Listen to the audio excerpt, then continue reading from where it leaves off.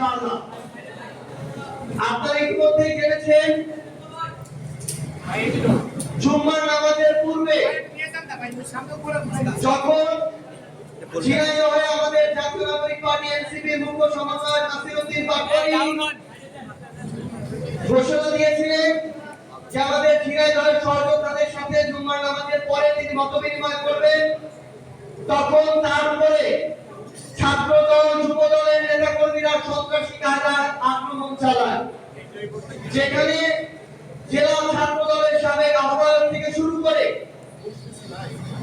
সেখানকার সংশ্লিষ্ট শিক্ষা প্রতিষ্ঠানের ছাত্রদলের আহ্বায়কের সরাসরি সম্পৃক্ত ছিলেন। আমরা কিছুদিন আগে দেখেছি শাহবাগ থানার ভিতরে ছাত্রদলের নেতাকর্মীরা থানার ভিতরে ঢুকে আমাদের সাংবাদিক ভাইদেরকে তারা পিটিয়েছে। এখন পর্যন্ত সেই রক্তাক্ত হামলার কোনো ধরনের বিচার হয় নাই। আমরা গতকালকে দেখলাম যখন আমাদের বোন রামিসাকে ধর্ষণ করে নৃশংসভাবে হত্যা করা হয়, তখন আমাদের মাননীয় প্রধানমন্ত্রী সেখানে গিয়েছেন, সহমর্মিতা জানিয়েছেন, আমরা ধন্যবাদ জানাই।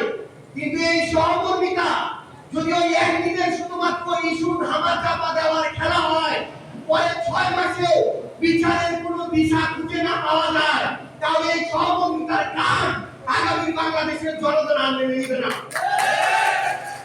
এর আগে আসিয়া হত্যাকাণ্ডে যখন সারা বাংলাদেশ তোলপাড় হয়েছিল, প্রথমে শুনলাম 30 দিনের মধ্যে রায় কার্যকর হবে, তারপরে 90 দিনের মধ্যে রায় কার্যকর হবে, এরপরে এখন পর্যন্ত 6 মাস পার হয়ে গিয়েছে, রায় কার্যকর হওয়ার কোনো খবর পাওয়া যায় নাই। এই জন্য আমরা আহ্বান করি, আমরা বিএনপিকে এবং জনাব তারেক রহমানকে আহ্বান করি, আপনার এই ছাত্রদল যুবদলের যারা নেতা কর্মী তারা অভ্যুত্থানে আমাদের সহযোদ্ধা ছিল, তাদের প্রতি আমরা ওই শ্রদ্ধা সম্মান দেখাতে চাই। কিন্তু তারা যদি পূর্বের মতো ছাত্রলীগ যুবলীগের কায়দায় আমার সন্ত্রাসী ভাবে রাজনৈতিক আন্দোলনকে দমন করার চেষ্টা করে, তাহলে তার চেয়ে খারাপ ভাবে তাদের পতন হবে ইনশাআল্লাহ। আমরা স্পষ্ট করে বলছি, আগামী বাংলাদেশে কোন রাজনৈতিক দলের অঙ্গ সংগঠন কিংবা আইন শৃঙ্খলা বাহিনীকে